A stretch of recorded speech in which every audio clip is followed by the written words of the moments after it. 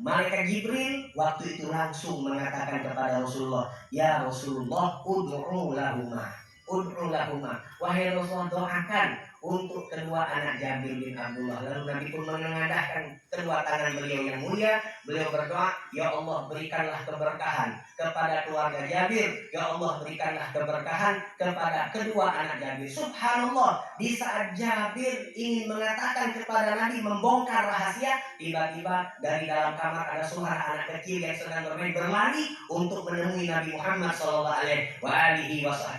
Cerita ini terdapat di kitab Tarikhul Khamis. Maka hadirat mustami'in mustami'at rahimani wa rahimakumullah, kalau kita membincangkan tentang Nabi Muhammad, maka tidak ada yang mustahil. La ilaha illallah, la ilaha illallah.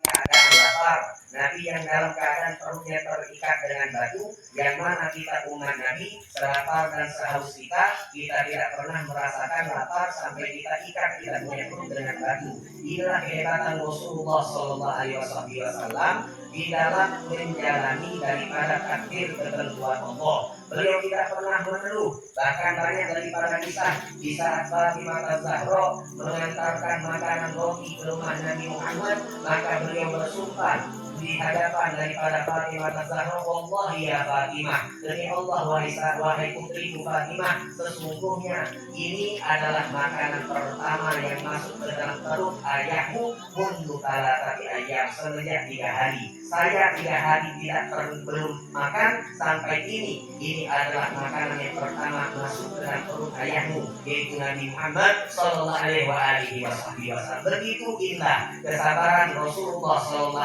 alaihi wasallam. Maka di saat Nabi mendapatkan undangan, Nabi pun tersenyum, Nabi pun gembira, bukan karena beliau mau diajak makan, tetapi beliau gembira karena beliau bisa mengajak sahabat-sahabat beliau untuk makan di rumah Jabir bin Abdullah. Inilah sifat Rasulullah sallallahu alaihi wasallam. Kalau sahabat diuji oleh Allah di dalam Al-Quran, wa yu'minuna ala anfusihim walau kana bihim khasasah. Sahabat Nabi Muhammad tidak diuji oleh Allah karena banyak sholat, karena banyak puasa, karena banyak qiyamul lail, tidak, tetapi mereka diuji oleh Allah dengan satu sifat, yaitu sifat iman. Wa yu'minuna ala anfusihim walau kana bihim khasasah. Mereka para sahabat Rasulullah selalu mengedepankan kepentingan orang lain dibandingkan kepentingan pribadi. Ini sahabat Nabi Muhammad. Siapa yang mengajarkan mereka ikat? Tidak lain yang mengajarkan mereka ikat adalah Rasulullah sallallahu alaihi wasallam. Kalau sahabat Nabi Muhammad saja punya sifat ikat,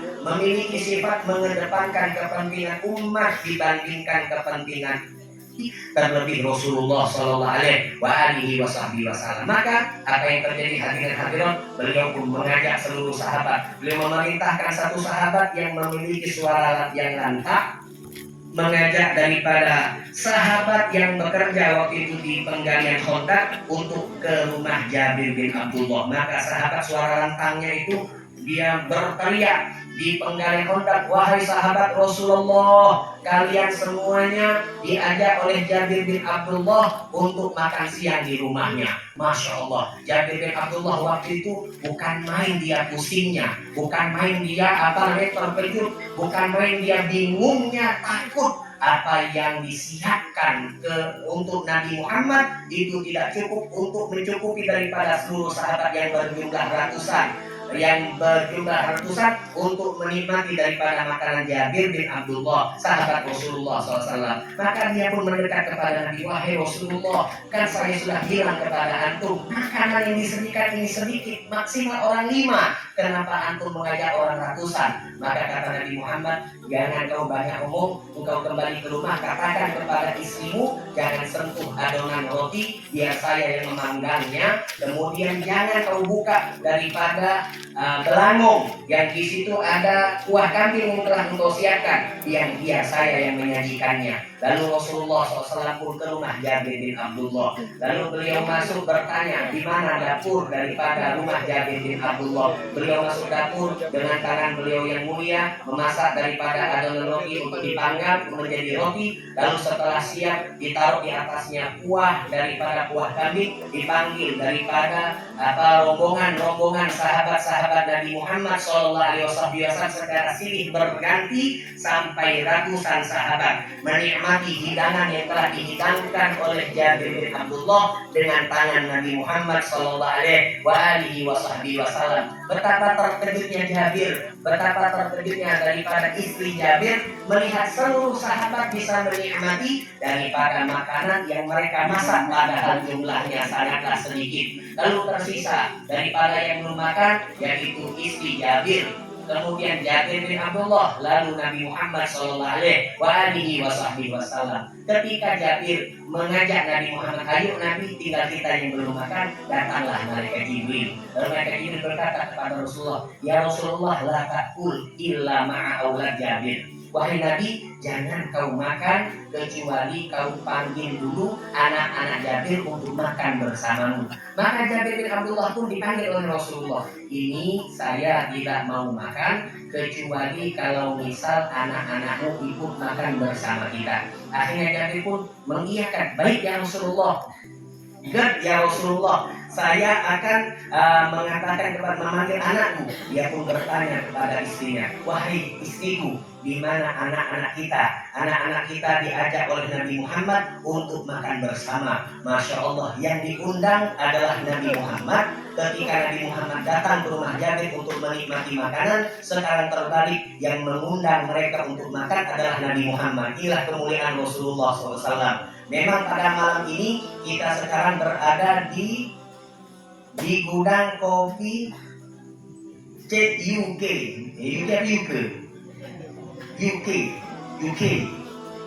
Ya, UNK. U kamu, NK dan kunci. Ya, UK. Apa namanya? Kita duduk, yang menjadi tamu, yang menjadi tuan rumah adalah Bapak CUK ini. Maka pada hakikatnya kita ini undangannya Nabi Muhammad. Yang menyiapkan makanan memang ini tuan rumah, tetapi pada hakikatnya tuan rumah kita adalah baginda Rasulullah SAW. Alhasil hadirin hadirat, akhirnya Nabi pun mengatakan kepada Jabir, saya tidak mau makan kecuali kalau anak-anakmu ikut makan bersama kita. Akhirnya dipanggil istrinya, wahai istriku, di mana kita? Dipanggil oleh Rasulullah SAW. Akhirnya istrinya kebingungan. Dia mengatakan kepada Jabir, wahai suamiku, anak kita bermain di luar sana. Maka dicari ternyata tidak ada. Wahai istriku, di mana anak kita? Maka akhirnya istrinya pun berkata, sini. Saya di saat Nabi Muhammad, sebelum Nabi Muhammad datang, kita mendapatkan musibah. Apa musibahnya? Ayo masuk sini. Ternyata dibukakan pintu kamar anak daripada Jabir. Dua anak tersebut ternyata dua-duanya wafat, meninggal dunia. Apa gerangan? Maka istrinya mengatakan, maafkan saya wahai suamiku. Di saat engkau datang menemui Nabi Muhammad untuk mengundangnya, anak kita yang dua laki-laki ini, mereka kakak beradik, si kakak ngomong sama si adik, wahai adikku, kamu mau nggak tahu cara bagaimana ayah menyembelih kambing? Ini kata kakaknya, kamu tahu nggak bagaimana cara ayah menyembelih kambing? Maka kata si adik, saya tidak tahu. Oke, kalau gitu mari kita praktekkan. Luar biasa. Akhirnya pisau yang digunakan oleh Jabir untuk menyembelih kambing menyambut Nabi Muhammad SAW, pisau itu pun dipegang oleh si kakak. Kemudian si adik diperintahkan oleh si kakak dari, ayo kamu berlari, kamu ngadap sana. Diibaratkan seperti kambing dan didorong dan disembelih betul-betul sampai akhirnya si adik meninggal dunia. Terdengar suara di saat pisau itu digesek atau diletakkan daripada tenggorokan si adik ini pun berteriak kesakitan menangis. Didengarlah oleh ibu daripada istri daripada Jabir yang sedang adonan roti. Ternyata dia berlari, ternyata si anak sudah meninggal. Masya Allah. Si kakak karena ketakutan dia pun lari menjauhi daripada ibunya, naik ke atas. Di rumah Arab itu rumah Arab tuh nggak ada atap, dia sistemnya seperti dak-dakan gitu ya, seperti langsung dak-dakan sutuh bahasa Arabnya, dia langsung naik ke atas. Karena begitu takutnya si kakak ini melompat dan dia pun meninggal, dua-duanya meninggal. Akhirnya si istri tidak mau merusak daripada situasi, merusak daripada suasana untuk menyambut Nabi Muhammad. Kita ini mau kedatangan tamu Rasulullah. Kalau kita menyambut Rasulullah maka sambutannya harus sambutan yang spesial. Seperti sekarang ada lampu, ada macam-macam, ada bukur, ada minyak wangi. Ini kita ingin menyambut Nabi Muhammad SAW. Kita rasakan atau tidak kita rasakan, kita sadari atau tidak kita sadari, yakini atau tidak kita yakini, ini adalah majelis yang dihadiri oleh Nabi Muhammad. Baik kita yakin atau tidak yakin, baik kita sadar atau tidak sadar, ini majelis ada Nabi Muhammad. Maka kalau kita ingin menyambut Nabi Muhammad, haruslah sambutannya dengan persiapan yang spesial, yang sempurna. Alhasil si istri tidak mau merusak situasi untuk mengundang Nabi Muhammad SAW. Dia bergegas membersihkan darah, bukan darah sambung ya, membersihkan darah luar biasa, dibersihkan, dimasukkan ke kamar daripada anaknya, ditutupi dulu. Kita selesaikan dulu urusan menyambut Nabi Muhammad SAW.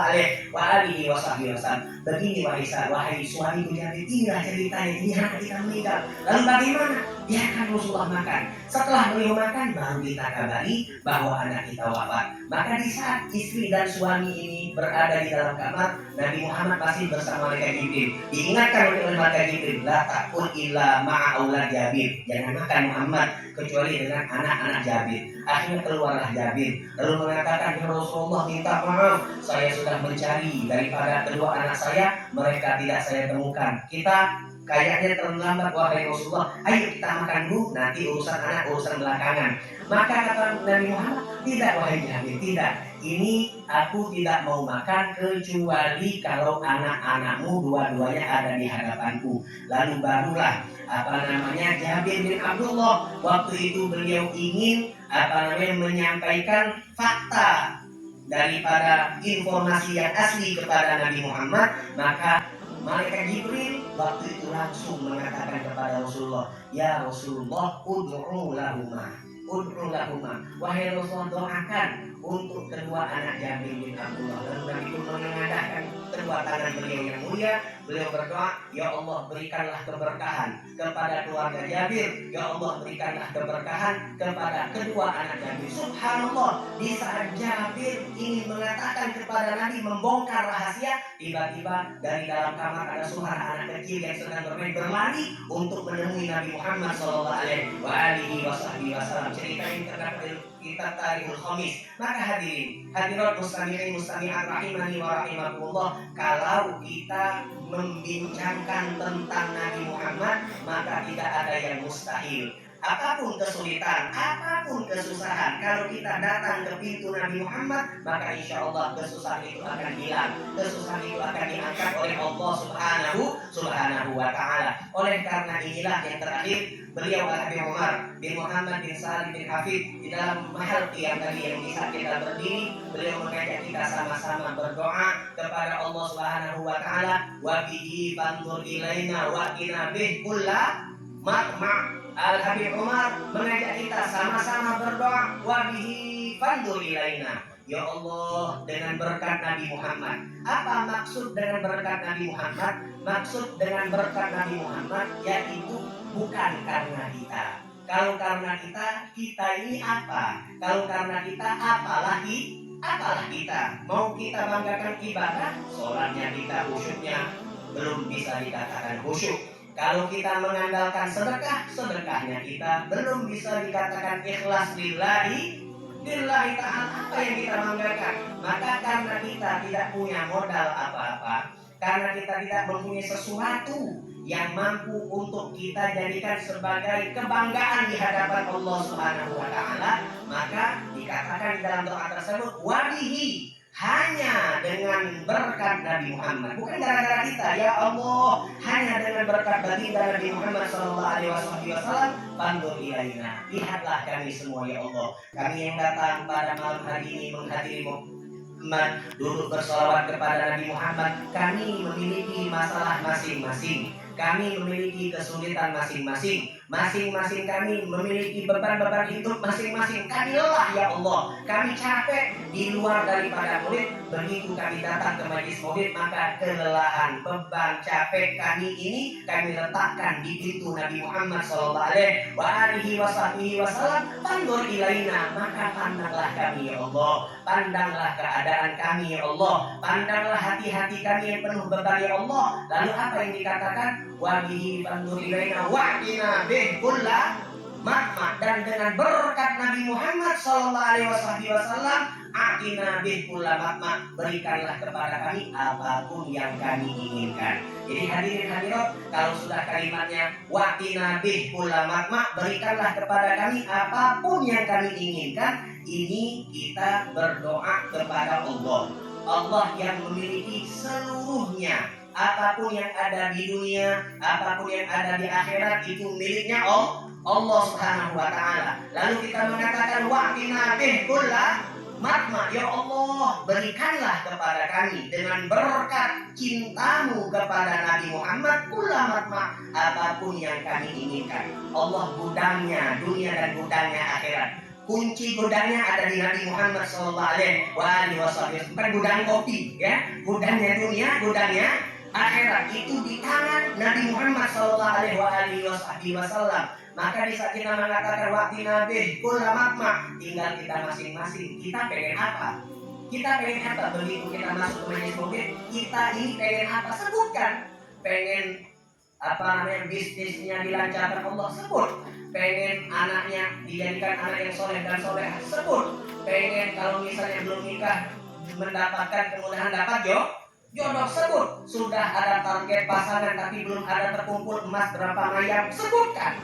Jangan malu untuk menyebutkan di hadapan Allah Subhanahu wa Ta'ala dengan berkat Nabi Muhammad. Kalau dia sudah merasa cukup, ini ada orang yang urusan dunia nggak open ya. Urusan dunia dia tidak perhatian, dia nggak mau. Saya pengen uang, nggak mau. Bagi dia uang itu sepele. Dia mau nikah, nggak mau dia. Bukan itu tujuannya. Dia datang ke maulid, dia minta, ya Allah, bagaimana saya wafat dan husnul khotimah, sebutkan. Ya Allah, saya ingin ketika saya di padang, di alam barzakh, di alam kubur, saya diberikan kesempatan untuk bersama Nabi Muhammad, sebutkan. Dia minta kepada Allah, ya Allah, di padang mahsyar kelak kami ingin berjumpa dengan Nabi, mendapatkan syafaat Nabi. Kami ingin ketika melewati sirat bersama Nabi dan di surga bersama Nabi, sebutkan wa'tina bih kulla makma. Insya Allah kalau satu malam kita hadir maulid, 2 malam kita hadir maulid, 3 malam, apalagi kalau sudah 40 malam atau lebih daripada 40, pasti jika hati kita betul-betul khusyuk, hati kita betul-betul merendah di hadapan Allah, merendah di hadapan Nabi Muhammad SAW, hajat-hajat yang kita pintakan kepada Allah melalui pintu Nabi Muhammad SAW akan diwujudkan oleh Allah Subhanahu wa Ta'ala. La ilaha illallah.